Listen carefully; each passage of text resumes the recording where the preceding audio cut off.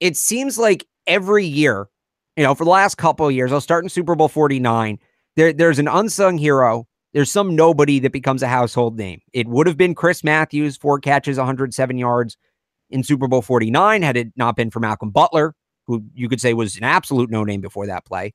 Super Bowl 50, Coney Ealy in a losing effort, 3 sacks, interception, forced fumble. He was awesome. And then last year, James White, who was well known around New England, but I don't think the rest of the country was necessarily aware of him. And he set the Super Bowl receptions record and, of course, scored the game-winning touchdown. So dig deep here, guys. Don't be afraid. Don't think you're going too obscure. Give me one player on each team that, nobody really knows is an NFL player right now. If they saw him on the street, that will be a household name after the game. I think a lot of people are going in the direction of Corey Clement, who is a running back that is kind of in the style that has given the Patriots problems. The guy that I think that might is interesting to me is Nelson Agholor, who's just that kind of. You could see him almost as a Patriots receiver. He really fits the mold of kind of in the middle of that field. He can attack where the Patriots aren't their strongest. So I'd kind of look for him to be kind of the chain mover and the guy making some big plays. Yeah, I mean, it's really kind of tough because if you look at guys who I think it will make an impact on the Patriots side of the ball, I think it's going to be, guys who have names, right? A guy that really strikes me is that I think it will make a big impact in this game is Stephon Gilmore. I mean, he's already had a really big playoff, performances so far. He had that big breakup at the end of the game in Jacksonville last week. I think he could be a guy who can really I think he's going to be on Alshon Jeffrey for the majority of the game, and I think that's going to be one of the more interesting matchups to watch. Alshon Jeffrey, obviously a very legitimate NFL wide receiver, 6'5", over 200 pounds, big, physical, strong, fast, can do pretty much everything out there on the field. So if Nick Foles has that guy, Alshon Jeffrey, and he can get a connection with him and make things happen, that's going to be a real problem for the Patriots. So I think Stephon Gilmore is going to have a really big game against him in this one. And I mean, I guess people probably wouldn't recognize Stephon Gilmore if they saw him on the street, right? So I think that'd be it. I think it'd be Stephon Gilmore probably. Paid $15 million. You don't count as an unsung hero, but I mean, to each their own. I'll give you two. And this is, you guys are tame compared to me. You guys are going to make me look bad here. My first one's Jacob Hollister.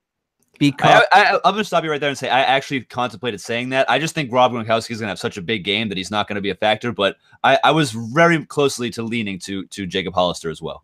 And Mike, you've been on the pregame show with me, and you can catch the Patriots pregame show at 4:30 on Sunday on shindig.com, the CLNS YouTube page. The Eagles, as good as they've been defensively this year, they were second against the pass when wide receivers were targeted, third against the pass when running backs were targeted, 28th against the pass when tight ends were targeted. So, okay, Rob Gronkowski is going to have a huge game, right? I wouldn't be shocked to see the Eagles, because they did it a bit last week, overcompensate guarding Rob Gronkowski, and that's going to free up other tight ends. Now, Dwayne Allen's technically second on the depth chart, but we've seen Dwayne Allen this year. I would not be surprised, and I actually have a standing dinner bet right now that Jacob Hollister plays a factor, maybe even catches a touchdown in the Super Bowl. We've seen them target him in the red zone in big games. He hasn't reeled one in yet, but Brady's a history. He wants to raise that number. He wants to catch Vinny Testaverde of most individuals completing a touchdown pass to. He still doesn't have Hollister. The other name, not a household name, is Ryan Allen, Patriots punter. When you're the Patriots punter, obviously you don't get a lot of face time. Ryan Allen didn't get much this year, but he was outstanding when he did. He had over 20 punts inside the 20, just 3 touchbacks. If the Eagles defense is as advertised and this game turns into a field position battle, Ryan Allen is going to be the most important player in the game for the Patriots. We've seen him time and time again change momentum by flipping the field. And if he can do that a few times, look, I'm not saying he's going to win Super Bowl MVP. All right. If Ryan Allen wins Super Bowl MVP, I'm going spending my life savings on lottery tickets. But he could end up being a huge, huge factor in this game if the Eagles really can stifle the Patriots defense early and often. Just to piggyback on that, I mean, he really has been great all year, Ryan Allen. I mean, I'm shocked he wasn't a Pro Bowl candidate. I mean, the guy has been fantastic all year. He consistently pins teams either at the 20 or inside the 20. We all know Belichick loves his left-footed punters and all that stuff, but I mean, the guy really has performed incredibly well all year long. And I agree. I think this game could definitely turn into a field position battle, and I would definitely rather have Ryan Allen on my team than probably almost any other punter in the league. And Mike, just one more thing. Corey Clement, you took that one out of my. I think that's a great comparison, and he compares great. Or I think that's a great pick, and he compares great with Corey Grant of the Jags. And it's not that the Patriots stopped Corey Grant in the AFC Championship game. Jacksonville just stopped going to him. And you got to wonder if Philly sees that and says, all right, well, they stopped doing this, but if we continue to do it, maybe we can continue to put pressure on the defense. Yeah, absolutely. I mean, they're just, the Eagles, they present a lot of different challenges for the Patriots, and I think in just the right spots. They're so well, just balanced across the board. The depth is amazing considering they've had so many big injuries.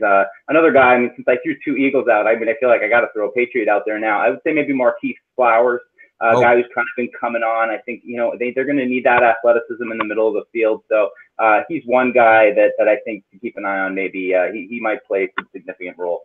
I mean, he had between the last 2 weeks of the regular season and the Titans game? I think he had 4.5 sacks in 3 games. If I'm remembering that correctly, he's playing his best football down the stretch, which Bill loves.